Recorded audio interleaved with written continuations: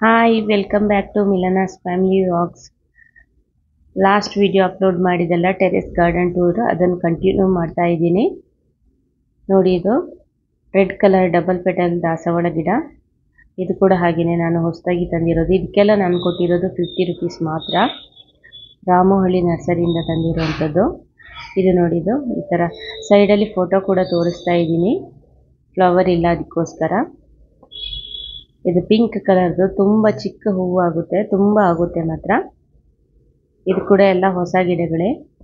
ಇದು ನೋಡಿರ್ಬೋದು ನೀವು, ನಾನು ಆಲ್ರೆಡಿ ತುಂಬ ಶಾರ್ಟ್ ವಿಡಿಯೋದಲ್ಲೆಲ್ಲ ಅಪ್ಲೋಡ್ ಮಾಡ್ತಾ ಇರ್ತೀನಿ ದಾಸವಾಳ ಗಿಡ. ಇದೊಂದು ತುಂಬ ಚೆನ್ನಾಗಿ ಬಂದಿದೆ.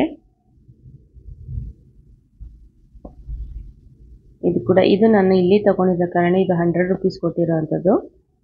ನಿಮಗೆ ರಾಮಹಳ್ಳಿ ನರ್ಸರಿಯಲ್ಲಿ ಲಾಸ್ಟ್ ಟೈಮ್ ಕೂಡ ನಾನು ಹೇಳಿದ್ದೆ, ರಾಮಹಳ್ಳಿ ನರ್ಸರಿಗೆ ಹೋದರೆ ತುಂಬ ಕಡಿಮೆಗೆ ಸಿಗುತ್ತೆ ಗಿಡಗಳೆಲ್ಲ ಅಂತ. ಇದೊಂದು ವೀಳ್ಯದೆಲೆ ಬಳ್ಳಿ. ಇದಕ್ಕೆ ಸರಿಯಾಗಿ ಸಪೋರ್ಟ್ ಇಲ್ಲದೆ ಅದೆಲ್ಲ ನೆಲದಲ್ಲಿ ಬಿದ್ದಿದೆ ನೋಡಿ. ಸೊ ಇದನ್ನು ಚೆನ್ನಾಗಿ ಎಲ್ಲ ಕ್ಲೀನ್ ಮಾಡಿಬಿಟ್ಟು ಬುಡದಲ್ಲಿರುವಂಥ ಎಕ್ಸ್ಟ್ರಾ ಗಿಡಗಳನ್ನೆಲ್ಲ ತೆಗೆದು ಚೆನ್ನಾಗಿ ಸಪೋರ್ಟ್ ಕೊಟ್ಟರೆ ಚೆನ್ನಾಗಿ ಬೆಳ್ಕೊಂಡ್ಬಿಡ್ಬೋದು. ನೋಡಿ, ಇದು ಆರೆಂಜ್ ಕಲರ್ ರೋಸ್. ಇದೆಲ್ಲ ಕಟ್ಟಿಂಗ್ಸಿಂದ ಗ್ರೋ ಮಾಡಿರೋವಂಥ ಗಿಡಗಳು. ಇಲ್ಲೊಂದಿದೆ ನೋಡಿ, ಇದು ಕೂಡ ಸೇಮ್ ಕಲರ್, ಆರೆಂಜ್ ಕಲರ್. ಇಲ್ಲಿ ನೋಡ್ತಾ ಇರ್ಬೋದು ನೀವು, ಈ ಗಿಡಗಳ ಎಲೆಗಳೆಲ್ಲ ಹಳದಿ ಬಣ್ಣಕ್ಕೆ ಟರ್ನ್ ಆಗುತ್ತಲ್ಲ, ಇದು ಮೋಸ್ಟ್ಲಿ ಐರನ್ ಡೆಫಿಷಿಯನ್ಸಿ ಅಥವಾ ಮೆಗ್ನೀಷಿಯಂ ಸಲ್ಫೇಟ್ ಡೆಫಿಷಿಯನ್ಸಿಯಿಂದ ಆಗುತ್ತೆ. ಆದ ಕಾರಣ ನೀವು ಅಯರ್ನ್ ಸಲ್ಫೇಟ್ ಹಾಗೆಯೇ ಮೆಗ್ನೀಷಿಯಂನ ಕಂಟೆಂಟ್ ಇರುವಂತಹ ಇದನ್ನು ಕೊಡ್ಬೋದು ಗಿಡಗಳಿಗೆ. ಅದರಿಂದ ಕ್ಲೋರೋಫಿಲ್ ಕೌಂಟ್ ಡೌನ್ ಆದ ಕಾರಣ ಆ ಥರ ಯೆಲ್ಲೋ ಕಲರಿಗೆ ಟರ್ನ್ ಆಗುತ್ತೆ. ಯಾಕಂದರೆ ನಾವು ಪಾಟಲ್ಲಿ ಬೆಳೆಸುವಂಥ ಕಾರಣ ಗಿಡಗಳಿಗೆ ಎಲ್ಲ ಬೇಕಾದಂಥ ನ್ಯೂಟ್ರಿಯೆಂಟ್ಸ್ ನಾವು ಕೊಡಲೇಬೇಕಾಗುತ್ತೆ. ಇಲ್ಲಾಂದರೆ ನೋಡಿ, ಇದು ಕೂಡ ಗಿಡ ಹಾಗೆಯೇ ಕಲರ್ ಚೇಂಜ್ ಆಗಿದೆ ನೋಡಿ. ಸೊ ಅದಕ್ಕೆ ಬೇಕಾದಂಥ ನ್ಯೂಟ್ರಿಯೆಂಟ್ಸ್ ಕರೆಕ್ಟಾಗಿ ಸಿಗ್ತಾ ಇಲ್ಲ. ಆದ ಕಾರಣ ಕ್ಲೋರೋಫಿಲ್ ಪ್ರೊಡಕ್ಷನ್ ಕಡಿಮೆ ಆಗ್ತಾ ಬರುತ್ತೆ. ಆದ್ದರಿಂದ ಈ ಥರ ಯೆಲ್ಲೋ ಕಲರಿಗೆ ಟರ್ನ್ ಆಗುತ್ತೆ ನೋಡಿ. ಇದೆಲ್ಲ ನಾನು ಸುಮ್ಮನೆ ಹೀಗೆ ಬೀಜ ಹಾಕಿಬಿಟ್ಟು ಹುಟ್ಕೊಂಡಿರೋಂಥ ಗಿಡಗಳು.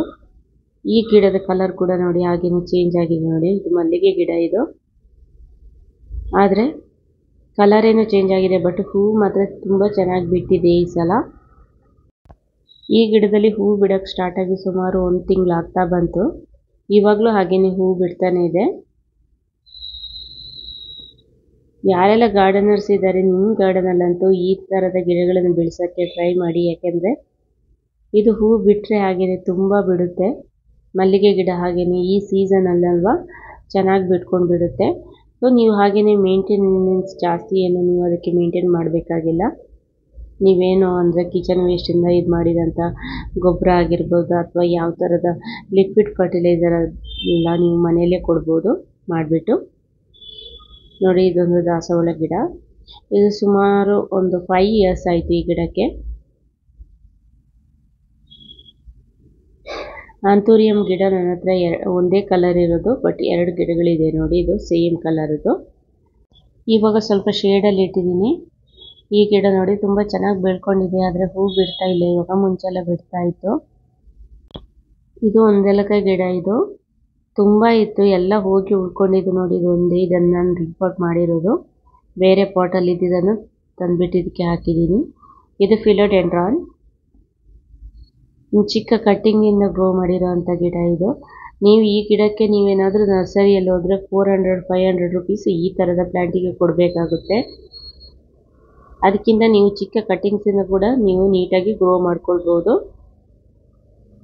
ಹಾಗೆಯೇ ನೋಡಿ, ಇಲ್ಲಿ ಒಂದು ಬಸಳೆ ಗಿಡ ಹಾಕಿದ್ದು, ಬಸಳೆ ಬೀಜದಿಂದ ಹಾಕಿರೋಂಥ ಗಿಡ. ಇದು ಬಳ್ಳಿ ಬಿಟ್ಕೊಂಡ್ಬಿಟ್ಟಿದೆ. ಇದು ನೆಲದಲ್ಲಿ ಹೋಗ್ತಾ ಇದೆ, ಕರೆಕ್ಟಾಗಿ ಸಪೋರ್ಟ್ ಇಲ್ಲದೆ.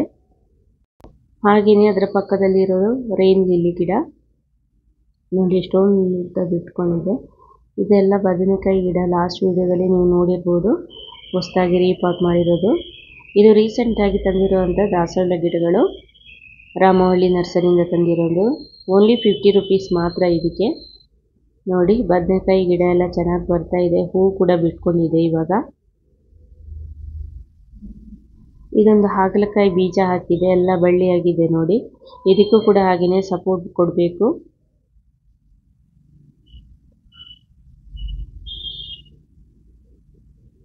ಇದು ಗಾರ್ಡೇನಿಯಾ ವೈಟ್ ಕಲರ್ ಇದ್ದು, ಇದೆಲ್ಲ ಬದನೆಕಾಯಿ ಗಿಡಗಳು. ಇದು ಓಲಿಯಂಡರ್ ಪ್ಲಾಂಟ್, ಇದೆಲ್ಲ ನೀವು ಲಾಸ್ಟ್ ವ್ಲಾಗಲ್ಲಿ ನೋಡಿರ್ಬೋದು. ಹಾಗೆಯೇ ಇದೊಂದು ಜಿಜಿ ಪ್ಲಾಂಟ್, ಇದು ಆ್ಯಕ್ಚುಲಿ ಇಂಡೋರ್ ಪ್ಲಾಂಟ್, ನಾನು ಹೊರಗಡೆ ಇಟ್ಟಿದ್ದೀನಿ. ಇಂಡೋರ್ ಪ್ಲಾಂಟ್ ಬಗ್ಗೆ ಇನ್ನೊಂದು ಸಪ್ರೇಟಾಗಿ ವಿಡಿಯೋ ಮಾಡ್ತೀನಿ. ಇದು ನೋಡಿ, ಇದು ಸುತ್ತು ಮಲ್ಲಿಗೆ ಗಿಡ. ಇಂಡೋರ್ ಪ್ಲಾಂಟ್ಸ್ ಇನ್ನೊಂದು ಸಪ್ರೇಟಾಗಿ ವಿಡಿಯೋ ಮಾಡ್ತೀನಿ ನಾನು. ಇದು ಗುಂಡು ಮಲ್ಲಿಗೆ ಗಿಡ.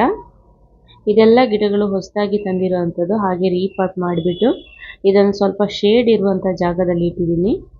ಇಲ್ಲಿ ಒಂದು 2 hours ಅಷ್ಟೇ ಸನ್ಲೈಟ್ ಬೀಳೋದು, ಅಷ್ಟು ಇವಾಗ ಧಾರಾಳ ಸಾಕಾಗುತ್ತೆ. ಅರ್ಲಿ ಮಾರ್ನಿಂಗ್ 2 hours ಬೀಳುತ್ತೆ. ಇದು ನೋಡಿ, ಇದು ದೊಡ್ಡ ಪತ್ರೆ ಗಿಡ. ಇದು ಇಂಥ ಗಿಡಗಳನ್ನೆಲ್ಲ ಬೆಳೆಸಬೇಕು, ಯಾಕಂದರೆ ಇದು ಮೆಡಿಸಿನಲ್ ಪ್ಲಾಂಟ್ ಕೂಡ ಹೌದು. ನಾವು ಹಾಗಿದ್ರೆ ದೊಡ್ಡ ಪತ್ರೆ ಗಿಡದಿಂದ ತಂಬುಳಿ ಆ ಥರ ಎಲ್ಲ ಮಾಡಿಕೊಂಡು, ಈವನ್ ಮಕ್ಕಳಿಗೆ ಕೆಮ್ಮು ಶೀತ ಎಲ್ಲ ಇದ್ದರೆ ಸ್ವಲ್ಪ ಜೇನುತುಪ್ಪದೊಟ್ಟಿಗೆ ಅದರ ರಸವನ್ನು ಬೆರೆಸಿ ಕೊಟ್ಟರೆ ತುಂಬ ಒಳ್ಳೆಯದು. ಇದೊಂದು ಅಲೋವೆರಾ ಗಿಡ. ಅಲೋವೆರಾ ಗಿಡಕ್ಕೆ ಏನಂದರೆ ತುಂಬ ಬಿಸಿಲಾಗೋ ಕಾರಣ ಇಲ್ಲಿ ಬಿಸಿಲು ನಿಜವಾಗಿ ಶೇಡಲ್ಲಿ ತುಂಬ ಚೆನ್ನಾಗಿ ಬರುತ್ತೆ. ಅದು ಅಲೋವೆರಾ ಗಿಡ ಬಿಸಿಲಲ್ಲಾದರೆ ಸ್ವಲ್ಪ ಕಲರ್ ಚೇಂಜ್ ಆಗುತ್ತೆ. ನೋಡಿ, ಇಲ್ಲೊಂದು ಗಿಡ ಇದೆ ನೋಡಿ, ಈ ಗಿಡದ ಕಲರ್ ಚೇಂಜ್ ಆಗಿದೆ ನೋಡಿ, ಯಾಕಂದರೆ ಅದಕ್ಕೆ ಬಿಸಿಲು ಜಾಸ್ತಿ ಬೀಳ್ತಾ ಇದೆ ಅಂತ ಅರ್ಥ. ಹಾಗೆಯೇ ಇಲ್ಲೊಂದು ವೇಸ್ಟ್ ಸ್ಟ್ಯಾಂಡ್ ಇತ್ತು, ಅದು ಬಟ್ಟೆ ಹಾಕೋಕ್ಕೆ ಅಂತ ಇಟ್ಟಿರೋದು. ಅದರಲ್ಲಿ ನಾನು ಇವಾಗ ನೋಡಿ ಮನಿ ಪ್ಲ್ಯಾಂಟನ್ನು ಬಿಟ್ಟಿದ್ದೀನಿ, ಅದು ಕೂಡ ಚೆನ್ನಾಗಿ ಬಂದಿದೆ. ಇದು ಜೆರೇನಿಯಮ್, ಅದೇ ಸೇಮ್ ಕಲರ್ ಕಟ್ಟಿಂಗಿಂದ ಗ್ರೋ ಮಾಡಿರೋವಂಥದ್ದು. ಇದು ನೋಡಿ ಹೈಬ್ರಿಡ್ ಒಂದೆಲಗ ಗಿಡ, ಆವಾಗ ತೋರಿಸಿದ್ನಲ್ಲ ಅದು ನಾಟಿದು.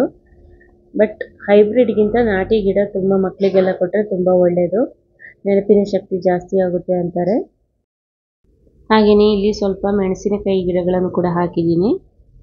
ಇದು ನೋಡಿ ಫಿಲೋಡೆಂಡ್ರನ್ ದೊಡ್ಡ ಗಿಡ.